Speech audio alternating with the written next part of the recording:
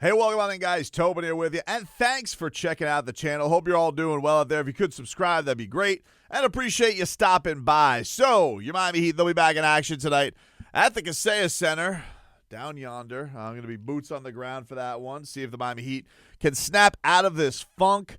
They have the Detroit Pistons. I saw some comments from Jaime Jaquez Jr.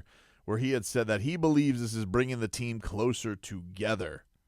As much of a struggle as this is, I think it's really bringing us closer together as a team. A lot of times, adversity can make guys point the finger and go in opposite directions. However, I feel as if we're really coming together and getting a lot closer as a team, just trying to find a way out of this. That's a lovely thing. I'm glad that nobody is pointing the finger and that we haven't seen any public discourse of the team finger pointing. It's a little bit weird, too, though, because you're in a situation where, like, obviously Bam and Tyler aren't going to do that. The only thing that would be a little bit tumultuous is if they did it with each other, because they're the, two pieces that the Heat are locked into. I don't expect any of the young guys to do it, because you guys have like Jaime and Kalel, who are very, very young, so I don't see them commanding. And then you have a bunch of new guys as well, where you have Davion Mitchell, Kyle Anderson, and so I'm not too surprised that chemistry hasn't gotten too rotten for the Miami Heat, but I do wonder. They're a little bit of a hard team to read poker face-wise. I do think that one of the things the Heat focus on always is same voice. Everybody's saying the same, and everybody has pretty – you can see Spo cracking a little bit from the super positive stuff. Now it's gone towards more the idea of, it's not up to our standards. So, look, I don't know how many more it will take before it gets to that level. But it is, I guess, good to hear that they're all sticking together. It doesn't mean a damn thing. I mean, like, they haven't looked even competitive the last 4 games, really, in their longest losing streak in 17 seasons. So I'm glad that everybody is getting along, and I suppose that's better than everybody hating each other's guts. It's certainly been an awkward season at times, especially before all the trade stuff was resolved. But now we're looking at a point where you have this going together. You got to think, hey, it's Pat Riley's birthday tomorrow, boys. You have to think that the Miami Heat are going to try and snap this thing so at least Pat Riley can have a happy birthday. But it's really not in their control, and it's been tough. That's been a tough thing to really toe the line on and where we stand. You guys know I've been, putting on the helmet for the tank commander and all that type of stuff of where the season is going. There's a great breakdown today in the Miami Herald talking about the Miami Heat's pick scenario. Do the Miami Heat want 2 picks? Do they want just 1 pick? Do they want to have 1 pick this year? They're going to have probably Golden State's pick. I mean, Golden State's not going to finish top 10. They've been on fire. That would take Steph Curry and Jimmy Butler probably getting kidnapped for that to happen. So very likely we're heading towards a scenario of the Miami Heat having a pick by Golden State at the very least, somewhere in like the late teens to early 20s is what you would imagine that pick ends up being. You can't imagine there's going to be some great fall. And honestly, we did this today on the radio show because we played Udonis Haslem's comments on Jimmy Butler. And if you didn't hear it, Udonis Haslem, he said he wasn't Jimmy Butler hating, but he said that he was a little, to roundabout it, he was a little skeptical that the Warriors are going to do anything in the playoffs. He thinks that they've been fluffed up a little bit by a weak schedule. Now, he did say this before last night, which was Jimmy Butler coming out, slaying the Bucks, which is, what Jimmy Butler does. 2 things Jimmy Butler does. He loses to the Denver Nuggets and he beats the Milwaukee Bucks. Like, those are 2 things that have basically stood the test of time outside of a weird Britton Forbes series. But most of the time, that is a path that he has taken consistently.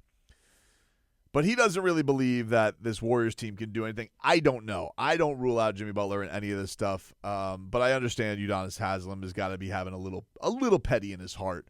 I can respect it as a card-carrying member of Team Petty to have a little bit of that in my heart for my franchise and everything that goes on there. He's actually also made Stephen A. so pissed today because he had said that he believes the Detroit Pistons can upset the New York Knicks in round 1, especially with Jalen Brunson's ankle being a little bit shaky, which would be awesome if that did happen. Detroit will be kind of a sneaky team. If the Heat don't end up making the playoffs, I think Detroit is probably like the most lovable team to root for. How could you not with where they've come from?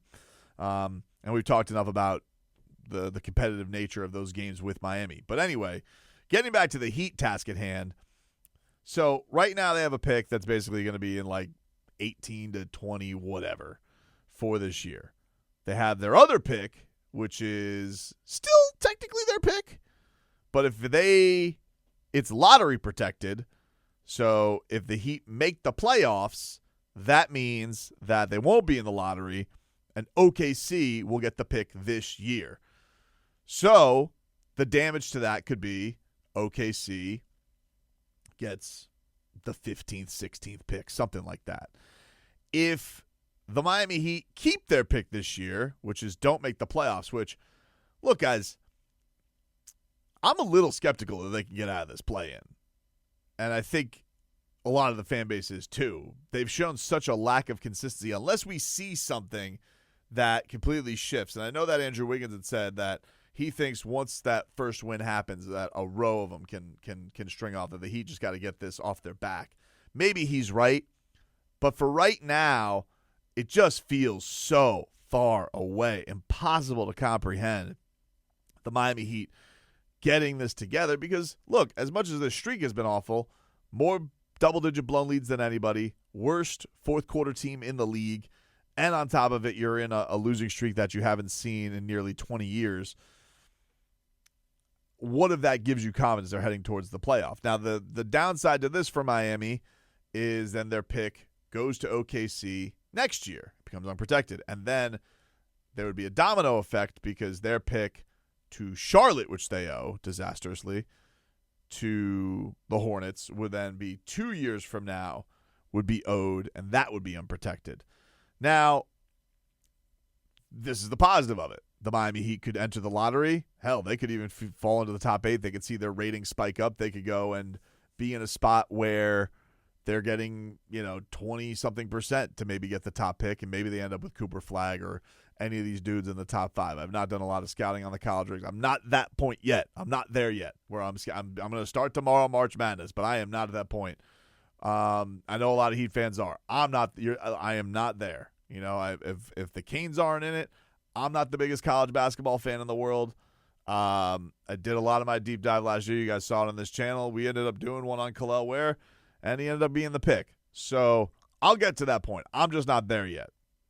But theoretically, the Miami Heat are here. They have 2 first-round picks, and then they're unprotected. Now, the scary part about this is for the Heat, what if something ends up happening? What if Bam blows an Achilles one year?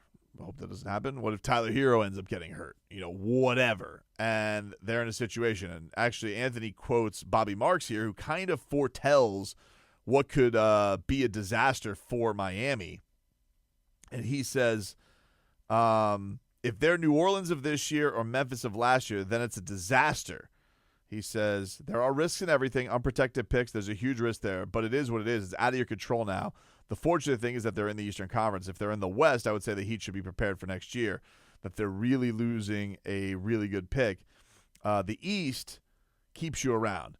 That is true. I mean, especially the play-in version of the East is awful, Miami included in that. Is it a huge jump? Does Miami need to overhaul everything to get where they're at? I don't know. I mean, look, I think everybody is confused by looking at this roster and being like, why is it this bad? Not that there aren't issues and not that it's not imperfectly built, but should it be at this level of bad to the teams that they've lost to? Something's been amiss this year, the head coach included. And you even have to wonder a lot of things. The Heat's leadership. It's one of the things that they typically lean on. Do they all into the foxhole? Are some guys tired? I mean, Pat Riley is turning 80. Eric Spoelstra's 54. What was Pat Riley, 58 when he first stepped down as Miami Heat head coach after some bad seasons and they entered the lottery? Remember, Pat Riley has stepped down as head coach multiple times. He gave it over to Stan Van Gundy and went up to the front office. I mean, could we be heading in that direction? I think after a year like this, all things are on the table. But the thing that is scary for Miami is obviously, you're in this position where, okay, you owe these 2 picks. You're going to have to swallow the OKC one at some point because it's that was the Jimmy Butler trade. You had to work miracles to make it happen. You did.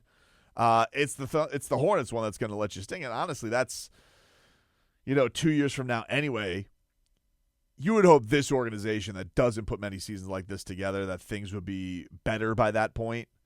But you don't know. I mean, we don't know that the Miami Heat aren't heading into some dark age here. So I would say this, if they do end up with 2 picks this year, it feels like it adds urgency to the Miami Heat making a more immediate move. And I would say, like, does that make the Miami Heat sell out as much as possible to go get somebody like Kevin Durant? Does it make them more hesitant? I've been a fan of, like, hey, do the Heat go get Zion Williamson?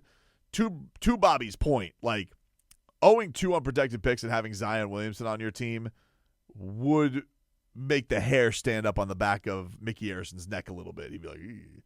So I could see that being a potential thing. He said, Bobby Marks told Anthony, says, the goal is to make the playoffs. If you don't make the playoffs, then you deal with the consequences. Do they think there's a chance that 26 and 26 would be unprotected? No, you go through the risk. That's probably the worst case scenario. But like I said, the goal is to make the playoffs. You don't make the playoffs, you try and push with as much talent you have on the roster, and you do have 2 first-round picks this year. But I do think that just based on the organization's history, I know everybody's down on it, but I'm saying, like, you're looking at disaster as one of these years Miami Heat, their top 5 pick ends up being,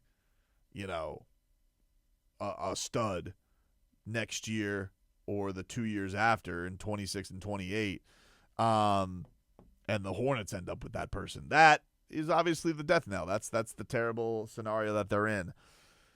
But it also, I think the Heat have to look at it as, all right, well, what can we do with this arsenal? Can they do anything with the 2 picks? Even if they don't end up with the player, like they don't like maybe the Adam Simon and the front office brass, who they have to get a lot of credit on this too because they've been very good at drafting. So can they look at this and have this opportunity in front of them, and can they get the guy? Because one thing is, like, the Heat aren't here often in this high. If they do end up somewhere in the top 5 of this draft, not a place they're at often. And the last time that they did, it didn't work out so great with Michael Beasley. I don't blame them for the pick because everybody loved Michael Beasley, but he was basically the guy in that draft who is always the what if. Derrick Rose, Kevin Love, Russell Westbrook, all these options, the 2 latter options being in their potential, and Kevin Love is here now. But it is an interesting thing. I don't really know. I think the thing that's interesting about this is, like, even if the Miami Heat wanted to play to their fullest right now, are they so broken of a team, spiritually almost, that it doesn't really matter? They're going to have to deal with this however they do with getting their 2 first picks this year. And then you got to find a way to make sure that next year it doesn't bite you in the ass. And I feel like you'll have a little more control of that next year because it does feel like you'll have a lot of levers to pull to make some fixes to at least not make you a disastrous team next year. 2 years from now is a little harder to predict because you got things like the Hero extension, Bam's age, who knows? Who knows who will be here, where the chips fall in the league. All that stuff are going to be interesting to know. Who asks out, where we're at. I mean, look how much the league has changed from year to year. And the Heat, who have been doing basically the least amount of changing, other than, of course, now losing Jimmy Butler, it's so hard to wrap your mind around that of, let's just take the safety net of having 22 this year, the 22nd, 18th pick, and then next year, we're good. I don't know. It's an interesting place to be as a Heat franchise for sure. But one thing is crazy. I didn't imagine that we were going to get to this point after the Butler trade. I really didn't. I thought that for sure the Heat were going to be in a spot where, like, you know what? All right, they got a couple picks that they're going to be able to use. And now, who the hell knows? That's where we're at right now.